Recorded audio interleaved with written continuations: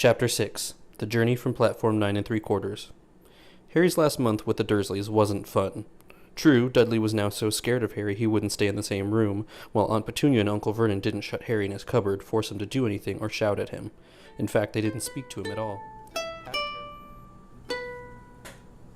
Happy Tuesday, Potterheads! Today we're discussing Chapters 6 and 7 of Harry Potter and the Sorcerer's Stone, and today's discussion will come to you like Voldemort's soul after he created his first Horcrux in 2 parts. But first, let's go to the recap. So Harry gets to King's Cross and he has to find Platform 9 3/4, so he asks the guard and is like, "Do you know the way?" And then he sees the Weasleys and the Weasleys are like, "He doesn't know the way." Then he runs through the wall and gets on the train and the twins are freaking out about him, but Ron is actually being all chill about it. Then the Trolley Witch comes along and Harry makes it rain galleons. Then they meet Hermione and Ron tries a spell and Hermione's not impressed. They get to Hogwarts, take boats across the lake, get taken into a side room, and then McGonagall's like, "Okay, firsties, time to get sorted." Everyone starts panicking because somehow no one knows what the sorting ceremony is. And they go into the Great Hall and all they have to do is sit underneath a hat. The hat sings his song about the 4 houses. Hermione, Ron, and Harry are in Gryffindor, Malfoy's in Slytherin. Dumbledore says some nonsense words. They eat. Harry has a bad dream about Quirrell's turban. For part 1 of today's discussion, I'll be bringing you a new segment that I like to call In Defense of Hermione. In defense of Hermione. So the fandom loves to hate on Ron and Hermione, and I don't really get it. There's a surprising amount of Potterheads that ship Harry and Hermione. And don't even get me started on the Draco-Hermione headcanon. Although the Draco and Harry fanfic that goes down, I'm surprisingly down with. But for those of you that think Hermione and Ron shouldn't have ended up together, looking at you, JK, you may want to skip ahead. As we read the books when I see fit, I'll point out all the evidence that I see that Ron and Hermione are destined to be with each other. Now, obviously in this chapter, this is the first time Ron and Hermione are meeting. And no, it's not love at first sight. But I mean, they're 11, so let's forgive them if they're not instantly smitten. But in this chapter, Hermione's focus is so intensely on Ron. It's freaking adorable in her snobbish little ways. Case in point, she meets Harry and immediately begins to turn the conversation back on herself. It's all about how she has read all about him. She's not impressed by Harry like everyone else. She clearly couldn't care less other than the fact that she has knowledge of him. The way she relates to Harry is about her and all that she has done. But with Ron, she sees Ron attempting to do magic and she's kind of impressed. She waits to see what he can do. Sunshine, daisy, buttermellow,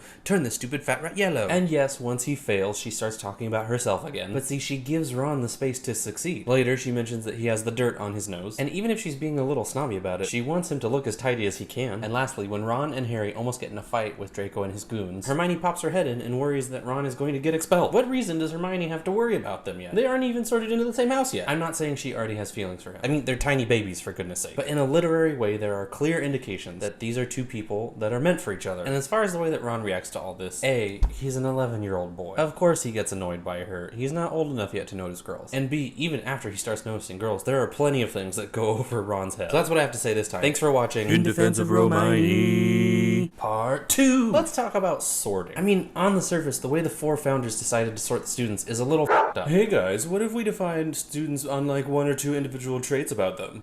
I don't think that's the best idea, guys. What if that's not the way the Sorting Hat does it all the time? Sure, I mean, there are some kids at 11 years old that are exactly what they're going to be, and that clearly belong in one house or another. Like, Malfoy was never going to be anywhere but Slytherin. But let's not discount the fact that at 11 years old, human beings are not exactly well-rounded and easily defined people. I think there are probably a few different ways that the hat evaluates where someone should get sorted. Obviously, if the kid is already an obvious choice for any of the houses, they go there. Again, looking at you, Malfoy. We all know, too, that the hat takes into account your preference. Harry shows us that. I think there's even a sort of type of legacy sorting, too. If your entire family has been in Gryffindor, Weasleys, then you'll probably be in Gryffindor. But what if the hat sorts students aspirationally sometimes? Now stick with me. To elaborate on what I mean, let's look at Hermione, Neville, and Harry. 11-year-old Hermione is a lock for Ravenclaw. If the hat is sorting you based on who you are at the age of 11. She would have made perfect sense in Ravenclaw. But would Ravenclaw actually have been able to do anything for her? See, I don't think Hermione would have grown as a person. But in Gryffindor, she could be surrounded by examples of those things that are more important than books and cleverness, friendship and bravery. Neville is much the same. His hardworking and loyal nature would have made for an excellent Hufflepuff. He would have been comfortable there, but I doubt that Neville ever would have been pushed out of that comfort zone. Neville needed to learn how to be brave above all, so Gryffindor is definitely where he belongs. Now let's talk about Harry. The hat tries to sort Harry in Slytherin because, as it says, Slytherin will help you on the way to greatness. The hat makes an attempt at sorting Harry aspirationally here, I think. Harry has never had anything of his own, and has never really dreamed that he could be anything great. He hasn't known how to stand up for himself proudly and to look out for himself above all else. Slytherin could indeed do great things for him. He would be surrounded by a community of people who would teach him to believe in his individual greatness. They could teach him how to achieve goals that he wants and how to get there any way possible. At first, I wondered if the hat was just sensing,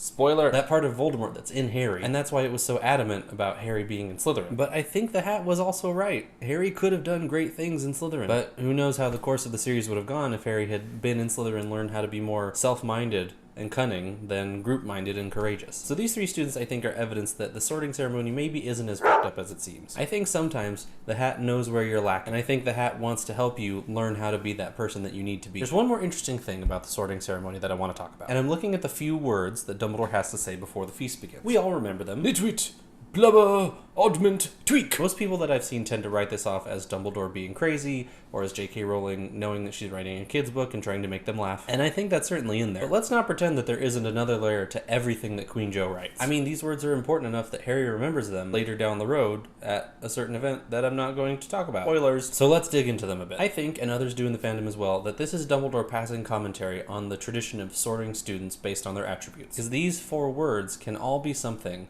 that the houses would use as an insult to others. Nitwit, obviously Ravenclaw. Ravenclaws value wit above all else, so they would insult someone else as a nitwit. Oddment is a word that comes from the sewing world and essentially means leftovers. An oddment represents a part of something that is no longer whole. Salazar Slytherin very much so valued blood purity, and so do many modern-day Slytherins. Blubber, in this case, can be looked at to mean crying or blubbering. Gryffindors appreciate bravery and courage, and would look down upon blubbering and cowardice. Tweak is one that doesn't quite fit the insult model, but I think this is still consistent. Hufflepuffs believe you don't need to change who you are to be in their house. You don't need to tweak yourself at all. So this isn't as much an insult as something that Hufflepuffs would think is a wrong way of thinking. I think it's also consistent too, because I think Hufflepuffs are the least likely to insult someone else. So Dumbledore says these 4 words, I think, to briefly comment on the negative side of sorting students at Hogwarts. The Sorting Hat sings a song about all of the positive things about being sorted into each of your houses. What is great about you determines where you belong, according to the song. But in this small way, Dumbledore seems to be condemning the sorting process as something that actually divides us. And he uses these insults to remind us all that what you value about yourself can be seen by someone else as worthless. So I really don't think that this is just a funny moment in the book. I think this is Dumbledore adding layers like he likes to do, and being mysterious like he likes to be, and trying to remind the students that just because you're divided into 4 houses, we are all one unified school. So those are my thoughts on the chapters. Let me know who you ship in the canon, and if you love Hermione like I do, let me know too what you think of the sorting process. I'm starting another new segment this week. At the end of every video, I'm going to ask you guys a question that I want you to answer in the comments. So this week, I'm wondering, why is Ron allowed to have Scabbers at school? Like, the letter explicitly states that you can have a cat, a toad, or an owl. Scabbers is a rat. Where does this fit? Let me know what you think in the comments. This week, I didn't have a parenting with Harry Potter section, but my kid is so stinking cute that I'm just going to play the clips anyway. Hey, Potter. It's good, Daddy. Can you say... Hey, Potter. I like it. Oh, that kid is the best. So that's this week's video. Thanks you guys for watching. Please remember, if you like this video, hit the thumbs up button. If you really like what we're doing here and want to follow along, please subscribe. And please share this with all your friends. Tell everyone you know. I really want people to see what we're doing here. I think we're doing a lot of interesting and fun work. Your assignment for next week is to read chapters 8 and 9. That's the Potions Master and the Midnight Duel. So be sure to read those chapters by next Tuesday. And please remember that every Thursday, I'm posting videos about my journey to become healthier and lose weight. So that's it for this week. Make sure you read by next Tuesday. Until next week, happy reading. Nox! Yeah, these glasses are fake.